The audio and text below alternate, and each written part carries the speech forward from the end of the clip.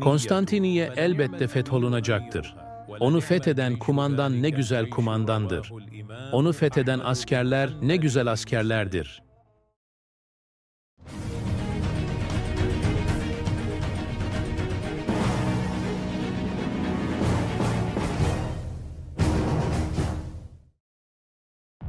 ...1453 yılı. Osmanlı tahtında 21 yaşında bir hükümdar. Fatih Sultan Mehmed, tarihin dönüm noktasını şekillendirecek bir vizyonla hareket ediyordu. Stratejik ve dini anlamda büyük öneme sahip Konstantinopolis, artık Osmanlı'nın olmalıydı. Fatih Sultan Mehmed, "Ya ben İstanbul'u alırım ya İstanbul beni," diyordu. İstanbul, eski adıyla Konstantinopolis, Bizans İmparatorluğu'nun başkenti olarak yüzyıllar boyunca hem Doğu hem de Batı için kritik bir öneme sahipti. 4. yüzyıldan itibaren bu şehir, Avrupa ve Asya kıtalarının birleştiği yerde, Karadeniz ile Akdeniz arasındaki ticaret yollarının kontrol noktasında bulunuyordu. Osmanlı Devleti'nin 14. ve 15. yüzyıldaki genişlemesiyle birlikte, İstanbul, Osmanlı toprakları arasında bir ada gibi kalmış, çevresi tamamen Osmanlı topraklarıyla sarılmıştı. Şehir, Osmanlı Devleti'nin toprak bütünlüğünü sağlaması açısından önemli bir hedef haline gelmişti. Ayrıca İstanbul'un fethi, Osmanlı Devleti'ni bir cihan imparatorluğu haline getirme yolunda bir mihenk taşıydı. Fatih Sultan Mehmed, tahta geçtiğinde İstanbul'u fethetmeyi en büyük hedeflerinden biri olarak belirledi. İstanbul, fetihle birlikte Doğu ve Batı'nın birleştiği bir kültür ve medeniyet merkezi haline gelecekti. İstanbul'un fethi için yapılan en önemli hazırlıklardan biri, Boğaz'ın kontrol altına alınması amacıyla 1452 yılında Rumeli Hisarı'nın inşasıydı. Boğaz kesen olarak da anılan bu hisar, Karadeniz'den Bizans'a gelebilecek yardımları tamamen engelleyecek şekilde tasarlanmıştı. Bu hisar, Anadolu Hisarı ile birlikte Boğaz'ı Osmanlı kontrolüne almayı başardı. Fatih Sultan Mehmed, dönemin teknolojisini etkin bir şekilde kullanarak savaş hazırlıklarını geliştirdi. Macar asıllı bir top ustası olan Urban ile çalışarak devasa büyüklükte toplar döktürdü. Bu toplar, Bizans surlarının dayanıklılığını aşabilecek güce sahipti ve tarihte o zamana kadar görülmemiş bir askeri üstünlük sağladı. Urban'ın döktüğü Şahi topu, yaklaşık 8 metre uzunluğunda ve 1,5 ton ağırlığında mermiler atabiliyordu. Fetih için 80 bin ila 100 bin arasında bir kara ordusu hazırlanırken, Haliç ve Marmara kıyılarını kuşatmak için güçlü bir donanma oluşturuldu. Osmanlı donanması, hem Bizans'a dışarıdan gelebilecek yardımları engellemek, hem de kuşatmanın denizden desteklenmesini sağlamak için kritik bir rol oynadı. Sultan Mehmed, İslam geleneklerine uygun olarak davrandı ve imparatordan şehri teslim etmesini istedi, fakat bu teklif kabul edilmedi. 6 Nisan 1453 tarihinde 100 bini aşkın Osmanlı askeri surların önünde toplandı ve kuşatma başladı.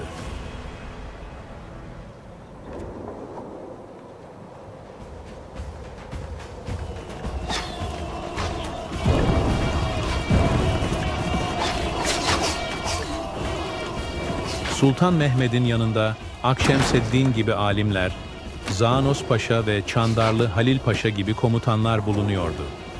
Osmanlı'nın karşısında ise İmparator 11. Konstantinos'un 7.000 askeri ve zincirlerle güçlendirilmiş devasa Theodosios surları vardı.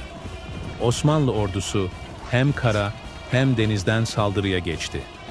Fakat Bizans, Haliç'e çektiği devasa zincirlerle donanmayı engelledi.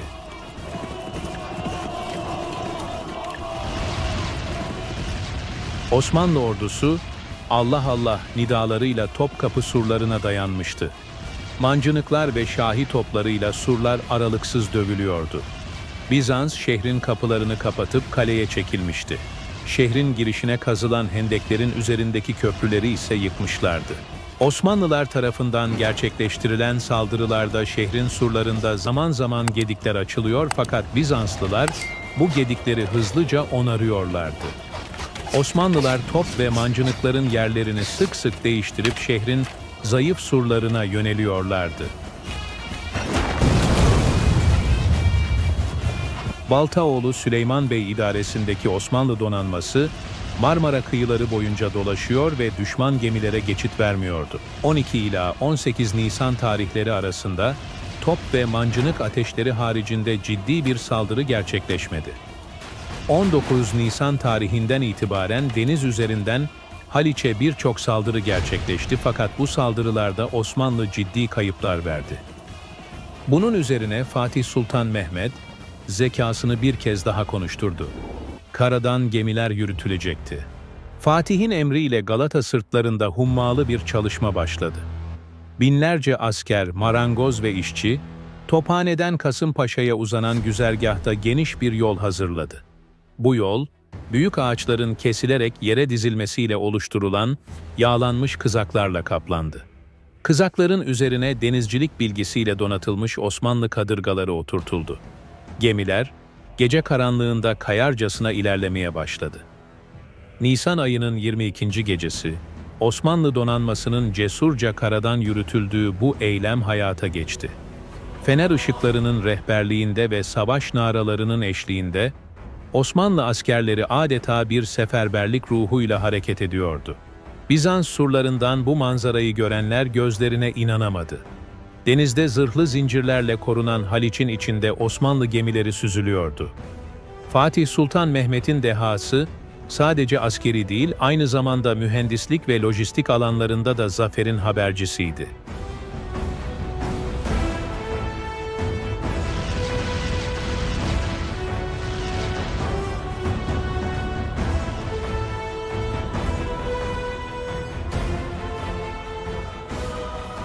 Fatih'in şahi topları her gün surları dövüyor, devasa taş gülleler Bizans'ı sarsıyordu.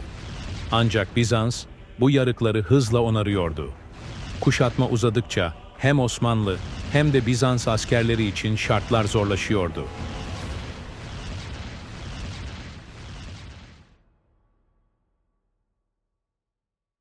...29 Mayıs sabahı, Osmanlı ordusu son hücuma hazırlanıyordu. Fatih, askerlerine zaferin yakında olduğunu müjdeledi. Mehteran bölüğü coşkulu marşlarla orduyu cesaretlendirdi. Sabah saatlerinde 1. dalga hücum etti ve Bizans askerleri tarafından geri püskürtüldü. 2. dalga aynı şekilde karşılandı. Ancak Osmanlı askerleri yılmadı. Bir yandan da Koçbaşı'yla ana kapı zorlanıyordu.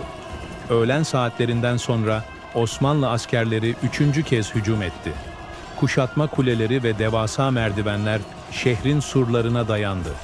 Diğer tarafta ise defalarca top ateşleriyle kırılan ve Bizans tarafından onarılan şehrin ana kapısı Koçbaşı'yla kırılmıştı. Hem açılan gediklerden hem de surlara dayatılan merdivenlerden adeta yiğitler akın ediyordu.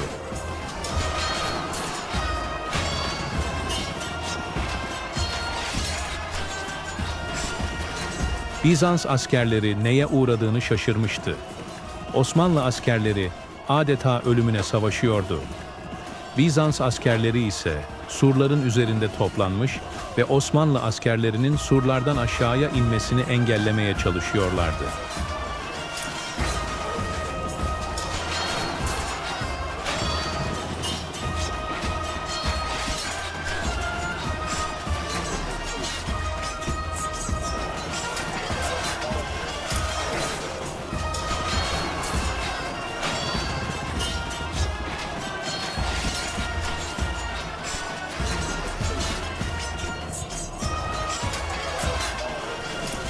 Fakat Bizans'ın çabaları, yürekleri gaza aşkıyla yanıp tutuşan Osmanlı askerleri karşısında yetersiz kalıyordu. Osmanlı ordusu, Bizans askerlerini yarıp geçerek ana kapıdan giriş yapan yiğitlerle birleşti ve kalede askeri çoğunluk sağlandı.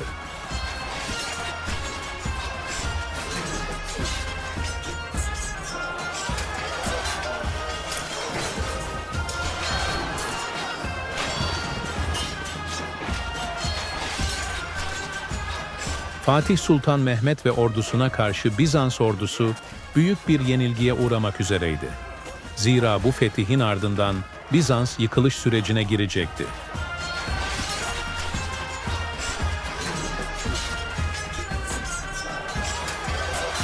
Bizans askerlerinin bir kısmı şehrin iç kısmına doğru kaçmaya çalıştı.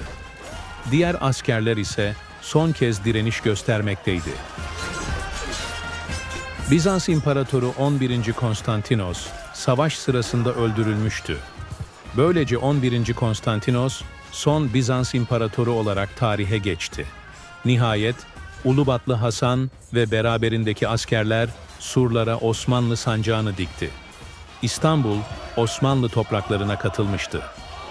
Fatih Sultan Mehmed, Ayasofya'ya doğru yürürken artık bir çağ kapanıyor, yeni bir çağ açılıyordu. Konstantinopolis, İstanbul olmuştu. İstanbul'un fethi, Osmanlı İmparatorluğu'nun dünya tarihindeki yükselişini başlattı.